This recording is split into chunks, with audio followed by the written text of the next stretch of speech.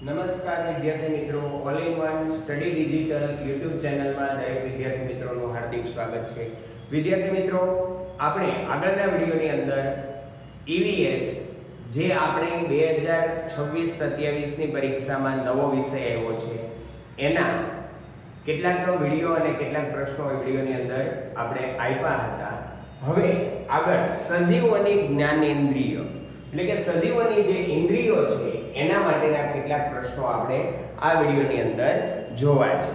આ video CET પરીક્ષાની અંદર પણ એટલો જ ઉપયોગી છે જેટલો નવોદયમાં છે. એટલા માટે CET પરીક્ષા આપતા વિદ્યાર્થી અને નવોદય પરીક્ષા આપતા વિદ્યાર્થી બંનેને કમ્બાઈન હોય તેવા આ પર્યાવરણના વિડીયોની અંદર દરેક વિદ્યાર્થી મિત્રોનું સ્વાગત છે. વિદ્યાર્થી મિત્રો, આપણે પ્રશ્નોનું સોલ્યુશન કરવું છે ત્યારે કેટલાક પ્રશ્નો આપણી સામે છે. જે પ્રશ્નો જ્ઞાનેન્દ્રિય આના આધારે એક પ્રશ્ન તો આપણને વિદ્યાર્થી મિત્રો પૂછ્યા છે, એટલે આપણે સોલ્યુશન કરવું છે. તો પ્રશ્નોની અંદર જોઈએ.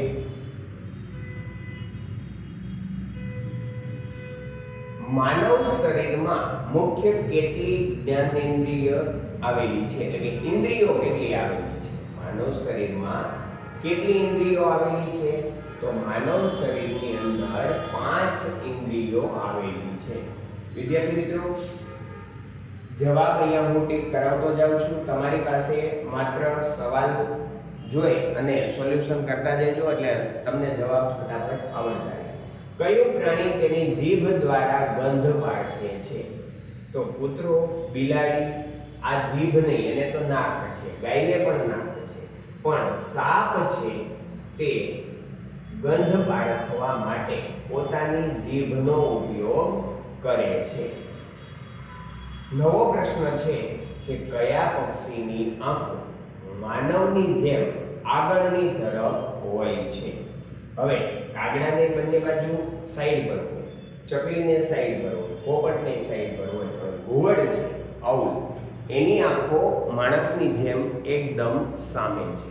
ઘણા વિદ્યાર્થી મિત્રો એવા છે કે જેણે માત્ર ફોટોની અંદર ઘુવડને જોયેલું છે, પણ રૂબરૂમાં પણ જોજો તો તમને હકીકત ખબર પડશે કે માણસની જેમ એની જે આંખો છે એ પણ સામેની સાઈડ છે, આગળની તરફ છે. એટલે જવાબ આવશે આપણો ઘુવડ.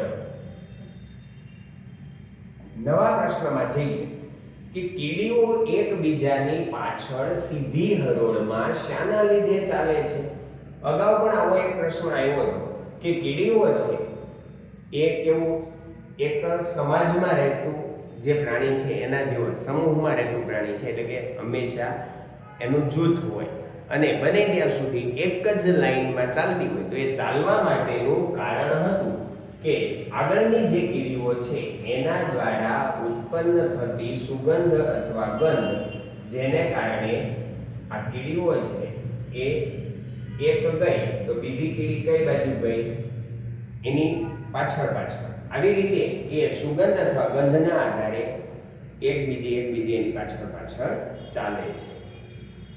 નવો પ્રશ્ન છે વિદ્યાર્થીઓ, કયું પ્રાણી રાત્રે મનુષ્ય કરતા 6 ગણું વધારે સારું જોઈ શકે છે? કે મનુષ્ય જેટલું જોવે છે એના કરતા 6 ગણું સારું જોઈ શકે. તો બકરી, ઘોડો અને હાથી આ પ્રાણીઓમાં આટલી જોવાની ક્ષમતા નથી, પણ વાઘ છે એને રાત્રે શિકાર માટે જવું હોય એટલે આપણને આઈડિયા એવો આવી જાય કે સૌથી વધારે તેજસ્વી આંખો એટલે કે મનુષ્ય કરતા 6 ગણું વધારે સારું જોઈ શકે છે. કોણ? વાઘ. નવા પ્રશ્નોની અંદર આપણે આગળ વધીએ કે કયું પક્ષી પોતાના શિકારને દૂરથી જ ખૂબ જ તીક્ષ્ણ દ્રષ્ટિથી જોઈ શકે છે? સમડી, બાજ અને ગીધ. આ ત્રણ પક્ષીઓ એવા છે કે એની દ્રષ્ટિ છે ખૂબ લાંબુ જોઈ શકે છે, અને એટલા માટે આપણો આ પ્રશ્નનો ઉત્તર થઈ જશે આપેલા તમામ. મતલબમાં સમડી, બાજ અને ગીધ બધા જ આના જવાબ આવી શકે, એટલે કે વિકલ્પમાં આપેલા બધા જ પક્ષીઓ. મચ્છર મનુષ્યને કેવી રીતે શોધી લે છે? હવે તમે કદાચ ગોદડું ઓઢીને સૂતા હો, બ્લેન્કેટ ઓઢીને સૂતા હો ને વિદ્યાર્થીઓ, તો પણ એને તમારી ખબર પડી જાય. કેમ? તો કે મનુષ્યના અવાજથી નહીં. આપણે સૂતા હોઈએ તો અવાજ ક્યાં આવે? મનુષ્યના કપડાના રંગથી? ના. મનુષ્યની ઊંચાઈથી? નહીં. પણ શાના કારણે એ ઓળખી જાય છે? તો કે મનુષ્યના શરીરની ગંધ, એટલે કે આપણા શરીરને જે પરસેવો હોય છે એ પરસેવાની જે ગંધ આવે છે તે અને મનુષ્યના શરીરની ગરમી, આ બંનેને કારણે મચ્છર છે એ આપણને શોધી લે છે. તો વિદ્યાર્થી મિત્રો, આ પ્રશ્નનો જવાબ થશે મનુષ્યના શરીરની ગંધ અને ગરમી. નવા પ્રશ્નમાં આપણે આગળ વધીએ કે કયું પ્રાણી પોતાની મિસિંગ એટલે કે મૂછો દ્વારા હવાની ધ્રુજારી અનુભવી છે? તો એ છે કૂતરો. એ શું કરે? તો કે પોતાની મૂછો હોય ને એના દ્વારા હવાની ધ્રુજારી અનુભવી શકે છે. રેશમનો કીડો પોતાની માદા કીડાને કેવી રીતે ઓળખે છે? તો એના રંગથી નહીં, એના અવાજથી નહીં, એના સ્પર્શથી નહીં, પણ એની સુગંધથી એને ઓળખી જાય છે. નવા પ્રશ્નમાં આપણે આગળ વધીએ કે પક્ષીઓની આંખોની કીકીઓ મોટા ભાગે સ્થિર હોય છે. આપણી કીકી છે જે બાજુ આપણે જોતા હોય એ બાજુ ફરતી હોય, જ્યારે પક્ષીઓ છે એની કીકી છે ને સ્થિર હોય મોટા ભાગે, અને તેથી એને આજુબાજુ જોવા માટે શું કરવું પડે છે? ડોક ફેરવવી પડે છે. બરાબર? કાન હલાવે છે, ડોક ફેરવે છે, આંખો પટપટાવે છે કે પાંખો ફફડાવે છે? તો આપણો જવાબ થશે કે ડોક ફેરવે છે. પક્ષીઓ છે એ એની આંખો છે એ સ્થિર છે, એટલા માટે એને આ બાજુની વસ્તુ જોવી છે તો એ ડોક ફેરવે છે, આ બાજુ જોવું છે તો ડોક ફેરવે છે. મતલબમાં એનો જવાબ થઈ જશે ડોક ફેરવે છે. વિદ્યાર્થી મિત્રો, આગળ વધીએ. ડોલ્ફિન એકબીજાને સંદેશો આપવા માટે શાનો ઉપયોગ કરે છે? તો આપણને ડોલ્ફિન જોઈએ એટલે ડોલ્ફિન યાદ આવે એટલે આપણને એમ થાય કે ભાઈ પાણીની અંદર ઉછળે છે. તો પાણીની અંદર ઉછળતી હશે સંદેશો આપવા, ઉછળી હલાવતી હશે, ઈશારા કરતી હશે? ના, પણ એ શું કરે? વિવિધ પ્રકારના અવાજો ઉત્પન્ન કરે છે. અને એ અવાજ તો તમને એમ થાય કે આપણે ડોલ્ફિન જોઈએ તો ડોલ્ફિનનો અવાજ આપણા કાન સુધી તો આવતો નથી. કેમ? તો કે એ જે અવાજના તરંગો ઉત્પન્ન કરે છે તે મનુષ્યના કાનની ક્ષમતા બહારના છે, એટલે સાંભળવાની ક્ષમતા મનુષ્યની નથી એનો અવાજ. આગળ વધીએ. કયું પ્રાણી દિવસના લગભગ 17 કલાક સુધી વૃક્ષની ડાળી પર ઊંધું લટકીને સૂતું હોય? એટલે કે 24 કલાકમાંથી 17 કલાક વિદ્યાર્થી મિત્રો શું કરે? વૃક્ષની ડાળીમાં ઊંધું લટકતું હોય, અને એ છે સ્લોથ. આપણે ચોથા ધોરણની અંદર અભ્યાસની અંદર આવ્યું, અને ઘણા વિદ્યાર્થી મિત્રોને જનરલ નોલેજની અંદર પણ આ પ્રશ્ન આવેલો છે. આ પ્રશ્ન ઈવીએસ પર્યાવરણની અંદર પણ પૂછાઈ શકે, જનરલ નોલેજની અંદર પણ પૂછી શકાય એવો પ્રશ્ન છે. નીચેનામાંથી કયા સજીવને કાન બહારથી દેખાતા નથી? હાથીની વાત કરીએ તો આપણને ખબર જ છે, સુપડા જેવા કાન.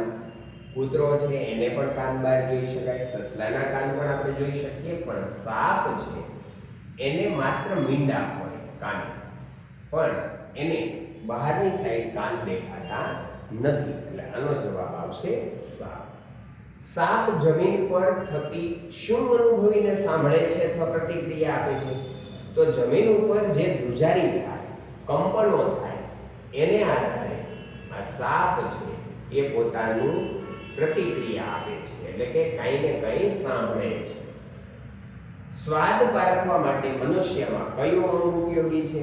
એ તો તમે બધા જ જાણતા હોઈએ છીએ. તો વિદ્યાર્થી મિત્રો, આ પ્રશ્ન છે ને એને મારે તમારી માટે જવાબ ખાલી રાખવો છે.